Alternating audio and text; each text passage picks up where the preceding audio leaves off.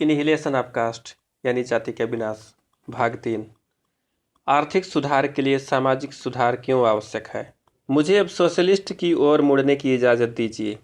क्या समाजवादी सामाजिक व्यवस्था से उत्पन्न होने वाली समस्या को नज़रअंदाज कर सकते हैं। भारत के समाजवादी यूरोप के अपने साथियों का अनुकरण करते हुए भारत के तथ्यों पर इतिहास की आर्थिक व्यवस्था को लागू करना चाह रहे हैं। वे प्रतिपादित करते हैं कि मनुष्य एक आर्थिक प्राणी है। उसकी गतिविधियां और आकांक्षाएं आर्थिक तथ्यों से बंधी हैं और संपत्ति ही शक्ति का एकमात्र स्रोत है। इसलिए वे यह शिक्षा देते हैं कि राजनीतिक और सामाजिक सुधार एक विराट भ्रम है और किसी भी अन्य सुधार के पहले जरूरी है कि संपत्ति की बराबरी लाकर आर्थिक सुधार किया जाए। इन 3 तर्कों पर ही समाजवादियों की यह धारणा टिकी हुई है कि आर्थिक सुधार को दूसरे सभी सुधारों की तुलना में प्राथमिकता देनी चाहिए और इनमें से प्रत्येक तर्क पर बहस की जा सकती है। कोई जवाब दे सकता है कि आर्थिक प्रेरणा ही एकमात्र प्रेरणा नहीं है जो मनुष्य को संचालित करती है। आर्थिक शक्ति ही शक्ति का एकमात्र प्रकार है। यह मानव समाज का कोई भी विद्यार्थी स्वीकार नहीं कर सकता। किसी व्यक्ति की सामाजिक स्थिति अक्सर अपने आप में शक्ति और सत्ता का स्रोत बन जाती है। यह उस प्रभाव से स्पष्ट है जो महात्मा लोग आम आदमी के मानस पर छोड़ते हैं। भारत में करोड़पति क्यों फूटी कौड़ी भी न रहने वाले साधुओं और फकीरों की आज्ञा का पालन करते हैं। भारत के करोड़ों दरिद्र लोग क्यों अपने छोटे मोटे गहने बेचकर, जबकि उनके पास यही एकमात्र संपत्ति होती है, बनारस और मक्का जाते हैं। धर्म शक्ति का स्रोत है। इसके तमाम उदाहरण भारत के इतिहास में मिलते हैं, जहां जनसाधारण पर पंडों पुजारियों की पकड़ अक्सर मजिस्ट्रेट से भी ज्यादा ही होती है और जहां जनसाधारण पर पंडों और पुजारियों की पकड़ अक्सर मजिस्ट्रेट से भी ज़्यादा होती है और जहां हर चीज़ यहाँ तक कि हड़ताल और चुनाव भी इतनी आसानी से एक धार्मिक मोड़ ले लेते हैं और इतनी ही आसानी से उन्हें एक धार्मिक मोड़ दिया जा सकता है। मनुष्य पर धर्म की शक्ति या सत्ता के एक और उदाहरण के रूप में रोम के प्लेबियंस का मामला लें। यह इस मुद्दे पर बहुत अच्छी तरह प्रकाश डालता है।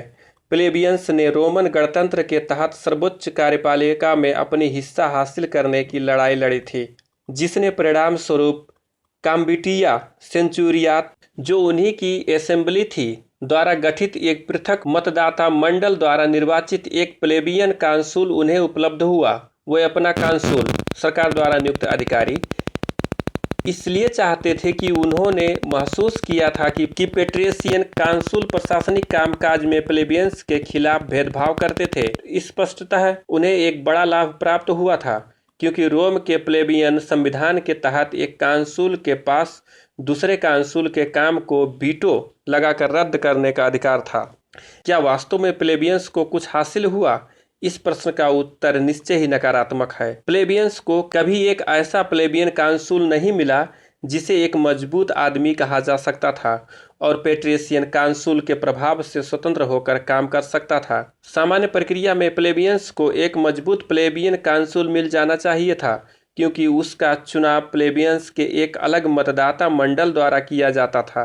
प्रश्न यह है कि वे अपने कांसुल के रूप में काम करने के लिए एक मजबूत प्लेबियन हासिल करने में क्यों विफल रहे। इस सवाल का उत्तर यह उद्घाटित करता है कि धर्म आदमियों के दिमाग पर कितनी मजबूती से राज करता है। समस्त रोमन समुदाय के बीच यह एक स्वीकृति आस्था थी कि कोई भी सरकारी अधिकारी अपने पद के कर्तव्यों पर तब तक अमल नहीं कर सकता था जब तक डेल्फी की आकाशवाणी न हो कि वह देवी को स्वीकार्य है। डेल्फी की देवी मंदिर की व्यवस्था जिनके हाथ में थी, वे सभी पुजारी पेट्रियन थे। इसलिए जब भी प्लेबियंस ने एक ऐसे कांसुल का चुनाव किया जिसकी ख्याति एक मजबूत पार्टी मैन और पेट्रियन के विरोधी की थी, अथवा भारत में इन दिनों प्रचलित शब्द का इस्तेमाल करें तो कम्युनल की थी, हमेशा यही आकाशवाणी हुई कि वह देवी को स्वीकार्य नहीं है। लेकिन ध्यान देने योग्य बात यह है कि प्लेबियंस ने खुशी खुशी खुद को धोखा दिया, क्योंकि वे भी पेट्रियन की तरह दृढ़ता से मानते थे कि कोई अधिकारी अपना कर्तव्य पालन शुरू करे, इसके पहले इस शर्त का पालन जरूरी है कि देवी की मंजूरी मिल जाए। यानी लोगों द्वारा उसका चुनाव पर्याप्त नहीं था। यदि प्लेबियन ने दलील दी होती कि चुनाव पर्याप्त है और देवी द्वारा उसका अनुमोदन जरूरी नहीं है, तो वे उन राजनीतिक अधिकारों का पूरा फायदा उठाते जो उन्होंने प्राप्त किए थे, लेकिन उन्होंने ऐसा नहीं किया। इस तरह के मौकों पर वे एक नया उम्मीदवार चुनने के लिए राजी हो जाते थे जो उनके लिए कम उपयुक्त और देवी के लिए ज़्यादा उपयुक्त था, और वह देवी के लिए ज़्यादा था। इसका मतलब यह था कि वह पेट्रियन के लिए ज़्यादा उपयुक्त था। धर्म को छोड़ने के बजाय प्लेबियन ने उस भौतिक लाभ को छोड़ दिया जिसके लिए उन्होंने कठोर संघर्ष किया था।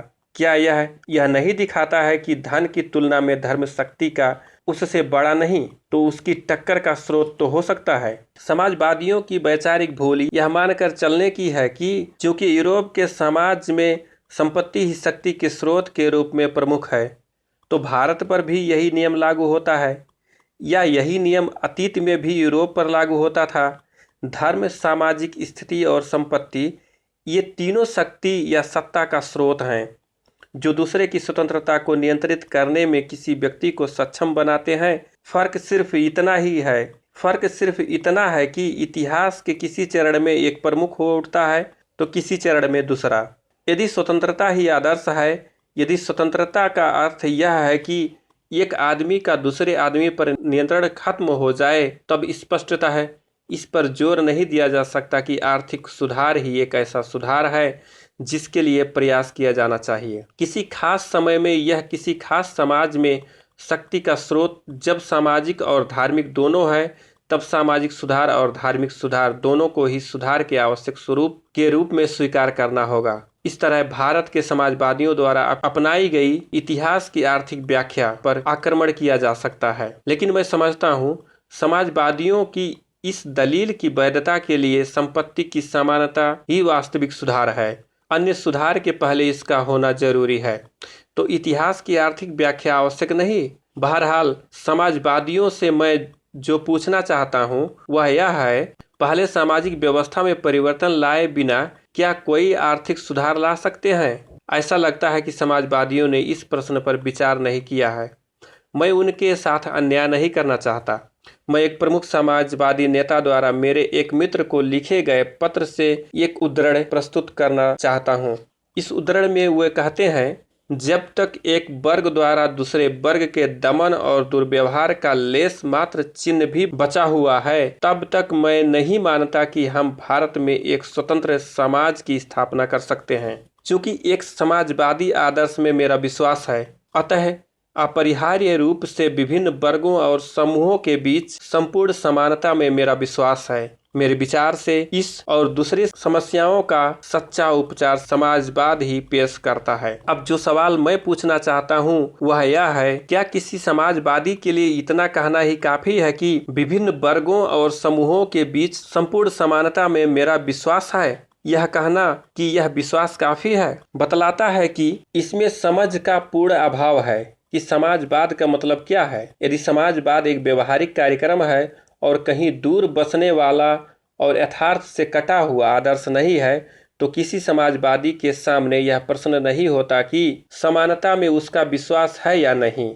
उसके सामने प्रश्न यह होता कि एक वर्ग द्वारा दूसरे वर्ग का दमन और दुर्व्यवहार उसे अखरता है या नहीं। तो एक व्यवस्था के तहत एक सिद्धांत के स्तर पर होता है और इस तरह जुल्म और अत्याचार को यह अनुमति देता है कि एक वर्ग को दूसरे वर्ग से अलग रखा जा सके। अपनी बात को पूरी तरह स्पष्ट करने के लिए मुझे यह विश्लेषण करने दें कि समाजवाद को हासिल करने में कौन से कारक शामिल होते हैं। अब यह स्पष्ट है कि समाजवादियों द्वारा चाहा गया आर्थिक सुधार तब तक घटित नहीं हो सकता जब तक एक ऐसी क्रांति न हो जाए जिसके जरिए सत्ता पर काबिज हुआ जा सके। सत्ता पर कब्जा सर्वहारा ही कर सकता है। मेरा पहला सवाल यह है, क्या भारत का सर्वहारा वर्ग में ऐसी क्रांति लाने के लिए एकत्र हो सकता है? इसकी प्रेरणा उसे कहां से मिलेगी? मुझे ऐसा प्रतीत होता है कि अन्य चीजें समान रहें, यह कार्रवाई करने के लिए उसे एक ही चीज प्रेरित कर सकता है, और वह है यह भावना कि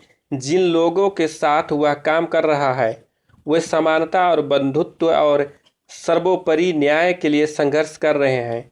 जब तक लोग यह जानेंगे नहीं कि क्रांति के बाद उनके साथ किसी प्रकार का कोई भेदभाव नहीं होगा तथा जाति और धर्म के आधार पर कोई पक्षपात नहीं होगा, तब तक वे संपत्ति की समानता लाने वाली क्रांति में शामिल नहीं होंगे। मुझे विश्वास है कि क्रांति का नेतृत्व करने वाले समाजवादी का यह आश्वासन काफी नहीं है कि जाति में उसकी आस्था नहीं है। यह आश्वासन ऐसा होना चाहिए जिसकी नींव और अधिक गहरी हो, अर्थात व्यक्तिगत समानता और बंधुत्व की भावना से उत्पन्न एक दूसरे के प्रति महवतनों के नजरिए से पैदा होने वाला आश्वासन।